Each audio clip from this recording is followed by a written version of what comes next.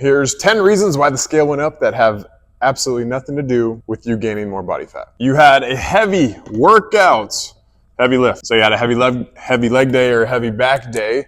Your muscles are basically being torn apart. So all the nutrients and minerals are going to pool into the muscles to help them repair, which is where you're going to get that heaviness feeling and that soreness feeling the next day or two. Ladies, menstrual cycle, anywhere between 2 all the way up to 7 pounds, can fluctuate just because of your menstrual cycle, so be aware. Your sodium intake was just higher the day before. You're going to carry more water because of that. Let's say you got to poop. You have to excrete waste. The less waste you have in you, the lighter you're going to be. Your carb intake was heavier the day before, just more than usual, which is going to cause your glycogen stores to go heavier. So it's going to store in your liver, it's going to store in the muscles, and you're just going to be heavier because of that glycogen being stored because of your carbs. It has nothing to do with you all of a sudden being fatter because of carbs. Dehydration. This is a survival technique. So if your body thinks it's not going to get any water, it's going to hold on to all the water in your body, all the liquids in your body, so that's because it doesn't know when it's going to get the next water. So the more water you drink, the more likely your body is to excrete the water that's in you already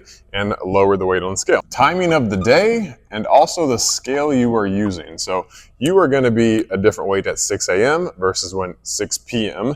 And also, some of us are using too many different scales. Some of you guys probably know if you step on the scale at your house and then you go to the doctor's and weigh yourself, it's going to be different. Make sure you're using the same scale every single time so you create consistency, and try to step on the scale at the same single time every single day. Stress. Cortisol levels go up. And again, another survival technique. Your body's going to hold on to nutrients and water because you're stressed out. It thinks it's getting chased by a saber-toothed tiger, so it's going to hold on to all that stress and all that cortisol. If you are new to creatine, once you start adding creatine into your routine, it's going to hold more water in the muscle, which is exactly what creatine is supposed to do. But if you're new to it, that could be a reason the scale goes up. And say you are lifting. If you are adding muscle to your frame, the scale could go up. Doesn't mean you're fatter. If your measurements are lower and your progress pictures look better, you could have more muscle in your frame, but the scale went up, but you actually look better and feel better. So that's the only reason that we are not using just the scale as our only indicator. We have to use all 7 indicators: progress pictures, measurements, how you feel, performance in the gym, everything to get a holistic view of what's actually going on with our body.